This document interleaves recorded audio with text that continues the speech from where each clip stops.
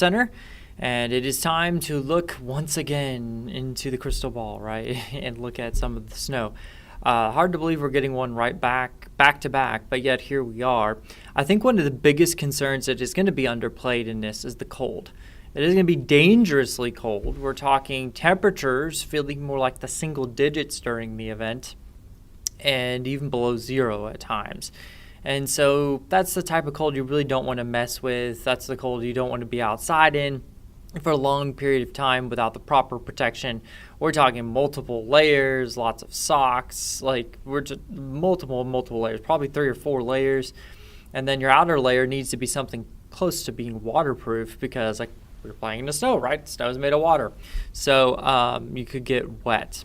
There's a place behind me that is enjoying some of the fresh powder that'll be coming out as well. So definitely lots to get into, and we'll get to some of your questions as well. Let me pop that slide up for you. Give me just a minute here. And there is your slide. So let your questions be known to us. That is 336-379-5775, 336-379-5775. I'll leave about 5 minutes or so at the end for some of these questions, or maybe we'll get through it in 5 minutes and we'll take 10 minutes of questions, depending. But we will get to your questions. So go ahead and text us, let us know your questions. Again, if you do ask for a specific city name, grant me the grace of being able to know what county it's in. I'm still kind of learning some of the local geography here, but just bear with me. We'll do the best we can to answer it. Again, as far as timing goes, we're talking Saturday, more specifically kind of tonight, 10 o'clock is when, the earliest it could start. I really think there's going to be a lot of dry air that's going to be playing into this, so I don't think it'll start as early. But then, of course, we go into Sunday and Monday. It switches from the snow to the cold. Saturday is the snow day. Sunday is the recovery day, and Monday just, trying to get back to work, trying to get back to school, maybe, depending on some of those back roads, which are iffy right now, and they're just only going to get worse, unfortunately. We're talking low single-digit wind chills. We covered that, and below zero is what it's going to feel like. Right now, it's already chilly outside. I do want to show you that. You can see these wind chills are into the 30s and 20s already, and we're only going to fall colder and get colder as we go through the evening tonight into the day tomorrow. Temperatures brutally cold tomorrow. I mean, we're talking highs in the teens. Sound familiar? Yes. This time we are not talking about ice, thankfully. And so we are watching that very closely right now, just watching some clouds. And so you can see on the visible satellite here, some of those high to mid clouds starting to move in advance of the moisture. We actually already have some snow, believe it or not, falling. And that would be here along a band stretching from eastern Kentucky into southwest Virginia. And that is ahead of our next system. Our next system is going to be primarily an area of low pressure. We've been talking about this, but I want to show you this because it is just dynamics, regular storm dynamics of an area of low pressure. You pull in this colder air from the north.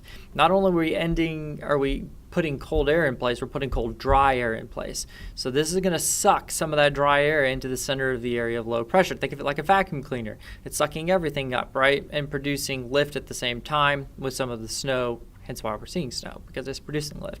But it's also sucking air into it, and it's going to be dry air. So that's going to get what we call entrained or sucked into the storm system, and that'll create a dry slot. And so some of us may not see as much snow as we want. Here's the main impacts that we're expecting. Again, it will be a significant snow. It's going to cause travel impacts. You will see that. And travel difficulties will not extend just this weekend, but also into next week, because we already have issues on the back roads, right? There's already ice left over from our sleet mess that we had, and a little bit of freezing rain, and then a little bit of snow mixing in with that at times. So it's already a mess on our back roads and neighborhoods. That's going to get coated with potentially 3 to up to 6 inches of snow. We're going to put that on top of that. And then we're going to go into the melting refreezing cycle as we go into next week with sunshine again. And guess what? When we melt that, that's all going to turn into ice. And so it is not going to be a fun time as we go into next week, but we'll get through it together. Let's give you an idea of the timing of this kind of on a planar graphic. So you can see starting off in the morning, We're talking temperatures in the 20s dropping into the teens very quickly, upper teens, lower 20s through the day. It will feel more like 5, 6, 7, 8 degrees outside. Again, this is considerably dangerous cold. You don't want to be outside for an extended amount of time unless you have very thick gloves, very thick waterproof hat. If you find yourself getting wet and it gets on your skin, get inside, dry off a little bit. Don't sit outside in these for an extended period of time, especially wet. That's how you get sick. And that's how also, of course, it just gets dangerous for frostbite and other types of conditions that you don't want to deal with either. So here's our future cast. There goes the snow. You can see there's a very just quick burst of it. The latest update really buys into that dry air being sucked in, and you can see it just cutting off the snow here as we look towards, say, parts of the triad. So this is triad proper here, right? So we're talking Guilford County, Alamance County seeing the drier air, Asheboro, maybe some of the foothills seeing a little bit better chance of some snow earlier on. Charlotte actually might see more snow than us this round. It's just, that's how it goes. That's how cookie crumbles sometimes, right? There's that northerly wind flow, and again, all that dry air on the northern side of the system. And then it could be near blizzard conditions for the beaches, the Outer Banks, the Highway 12 cam that we usually show you for high tide, which that's another thing, and then Brad and Tim have talked about this. By the way, if you want the latest, greatest information on the state of North Carolina weather, tune in every weekday evening for the Weather Impact Show. That's going to be 30 minutes normally. This week it's been extended to an hour, and they're going to be answering your questions as well from across the Carolinas. So tune in, make sure that you're getting the latest and greatest information from them. But one of the things that they talked about earlier was the wind, but also the blizzard-like conditions for the beaches. The high tide. So we're actually going to be dealing with high tide. The moon will be full at the wrong time, and so we're going to deal with higher tides, and that's going to get pushed inland. So there could be some tidal flooding that we're going to have to deal with on top of some of the other things that they're going to deal with this crazy winter storm. Future wind gusts. This is significant. We're talking wind gusts into the 20 to 30 mile an hour range. And remember, that's an exponential scale. So as you get colder, it gets colder faster, and it feels colder out there than it might otherwise be because of the wind. And the wind is not going to abate as we go into Saturday. It's not relaxing Saturday night. It's going to pick up as we go Saturday night into Sunday with gusts up to 30 miles an hour, and that's even colder air. So we're talking, again, it feeling like the single digits for much of our Saturday. And then by the time we get into our Sunday morning, we're talking very, very cold, dangerously cold, possibly below zero wind chills, up to like 5 below zero. And that's why we actually have cold weather advisory tonight for 0 to 9 above. And then as we go into tomorrow night, that's when the extreme cold warning goes into effect. And we'll see temperatures feeling more like 0 to -5 below zero. Just dangerous cold. You really don't want to be outside tomorrow night if you can avoid it. Try to get the playing done in the morning time. When we lose the sunlight, you're not going to have any warmth. This is just going to get brutally cold and dangerously so. So here is our forecast. We're calling for 3 to 6. I would keep your expectations low, closer to 3 amount, especially as we've seen a lot of the trends pushing towards the drier air and pushing that drier air and that dry slot towards us. That could cut away our snow totals significantly. So that's not good news there. Again, we're talking 3 to 6 inches. If you see maybe some of the heavier banding and you don't see as much dry air, maybe lean towards the 6 inches. And that would be probably further to the south. So I would say the dry air works its way north to south, and so those snow totals will kind of do the same. Closer to 6 maybe in the southern portions, closer to the 3 mark as you're closer to that blue. And then you got the 1 to 3 as you go along the state line from North Carolina to Virginia.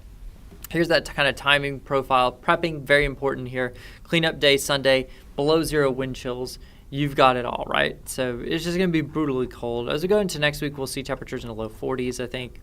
And we'll get to that in a moment. But let me first pull this back up, and we'll get to your chats here.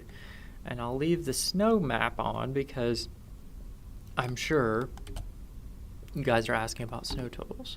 So give me just a moment here. Let me look at your questions.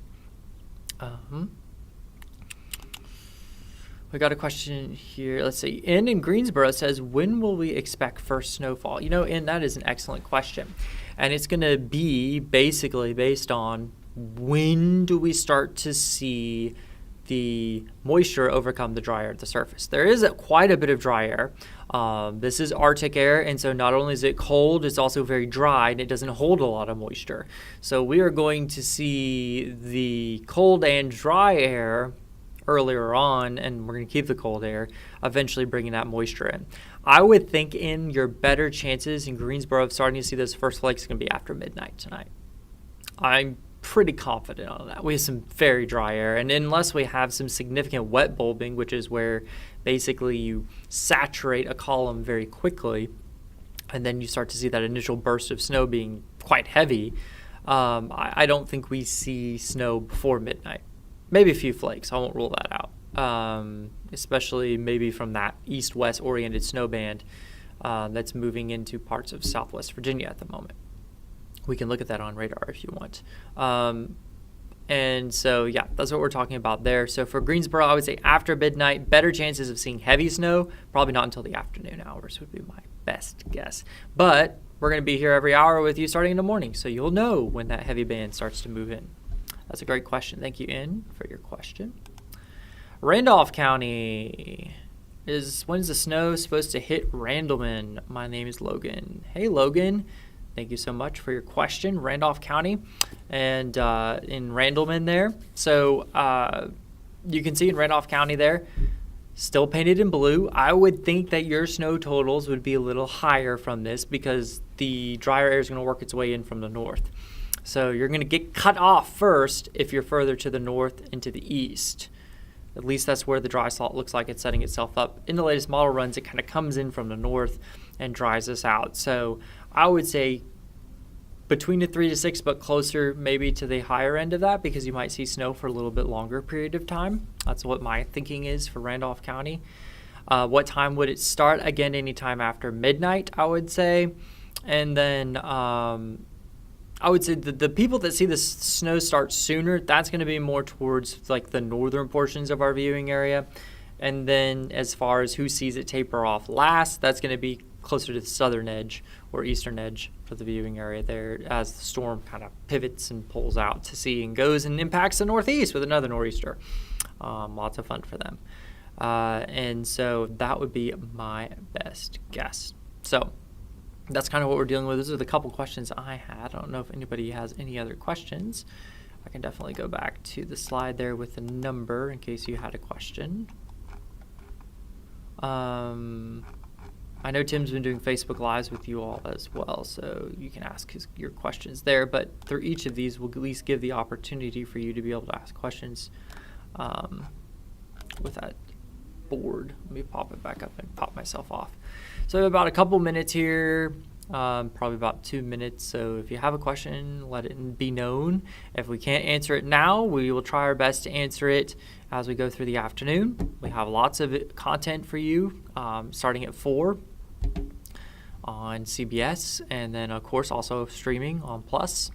And then we'll have these Plus updates every hour. So we'll have another one at 2 and another one at 3, bringing you the latest updates there as we get closer to our event. And yeah, so I'm kind of looking forward to it, I have to say. I'd like to see a little bit of, more than like a dusting of snow, right? Where everything's beautifully coated and nice fluffy snow. Everybody's having